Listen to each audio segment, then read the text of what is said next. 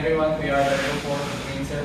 So we are going to give a scenario to demonstrate a scenario of how effective the bridge resource management is. So yours truly plays as the Captain Gutostos, and teammate Mangkali, Professor Camales, and AB Ignadan.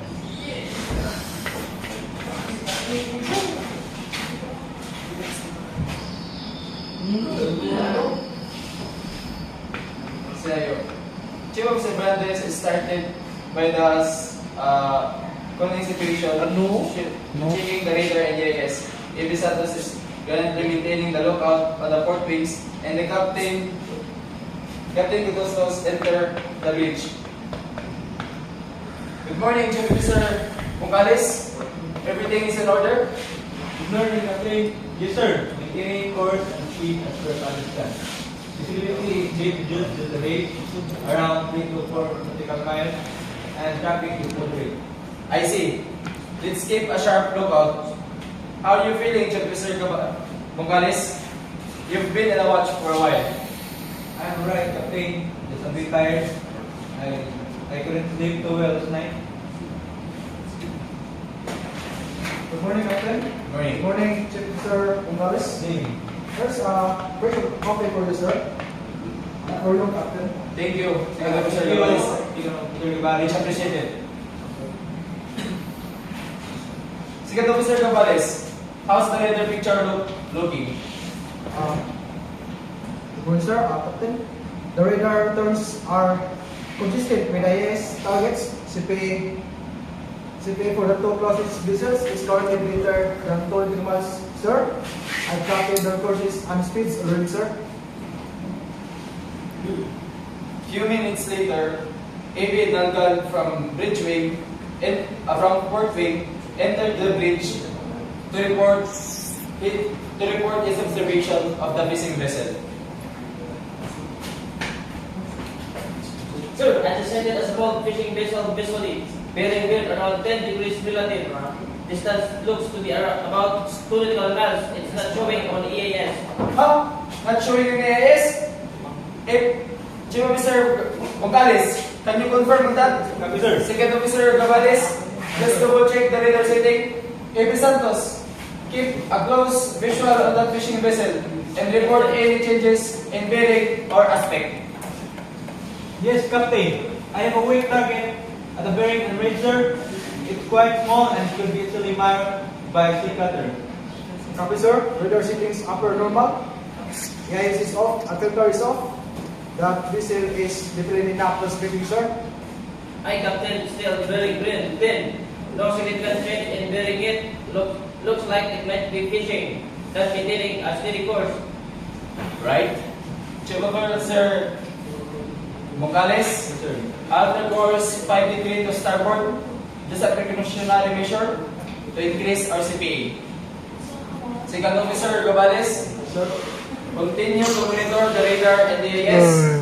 AB Nalgan, keep your eye glued on that fishing vessel. Let's work together on this.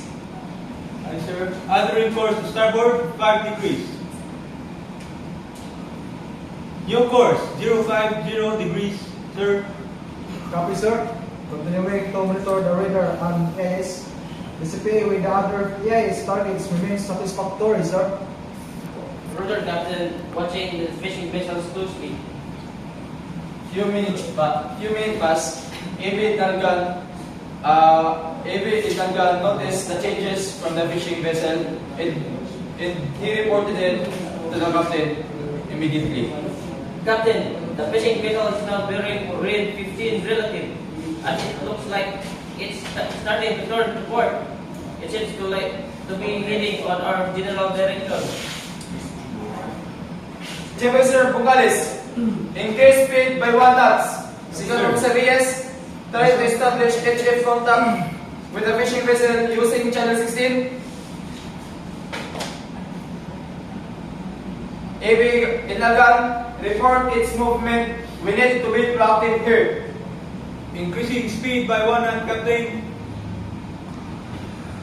New speed is now 15 knots, Captain. Aye, sir. attempting to contact the fishing vessel on VHF Channel 16. Fishing vessel in my vicinity. This is Merchant Vessel Ambassador. Over. Captain, there's no response. Try again. Fishing vessel in my vicinity. This is Merchant Vessel Ambassador. Over. Captain, it's turning to port, bearing wind 20 now, and it looks like it will cross our bow. Chief Officer Bucalis, Yes, sir. change autopilot to manual control. Hard to starboard. Second Officer Gabales, sound 1 prolong plus on the ship's vessel. Every Santos, stand by on deck to assist with any evasive maneuvers. Let's communicate clearly and execute smoothly. Taking manual control. Hard to starboard. Wheel is on hard starboard, sir. Copy, sir. Sounding 1 prolonged. Last now. Captain, still no response on VHF. Standing by on deck, Captain.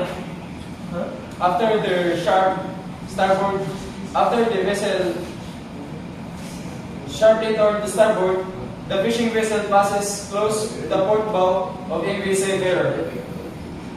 Okay, the fishing vessel now passes outboard starboard, out port side. Chief Officer Bucalis, Sir. steady as she goes. Bring her back to our original course gradually. Second Officer Gavales, log this incident thoroughly, including the lack of EIS and HF respan from the fishing vessel. AV Nagan, you can now resume your lookout duties on the bridge wing. Steady as she goes, Captain. Bring her back to the original course. Captain, I apologize if my initial fatigue affected my alertness. This close call has definitely woken me up, sir. Chief Officer Bucalis, it's happened to the best of us. But the situation highlights the importance of recognizing fatigue and speaking up. Second Officer Gavales, also it shows why we can never solely rely on electronic EIS. Visual lookout remains crucial. Eve Dagan, your sharp eyesight was invaluable in detecting that vessel earlier. This was a good example of how effective the bridge resource management is, having a clear communication, shared situational awareness, decisive leadership, and proactive teamwork that prevent a potential collision. Let's all learn from this and remain vigilant. Second Officer Gavales, perhaps you can arrange for Chief Officer Bucalis to take short break after we clear on this traffic separation scheme. Hi, Captain. Will do. Understood, Captain. Back to lookout.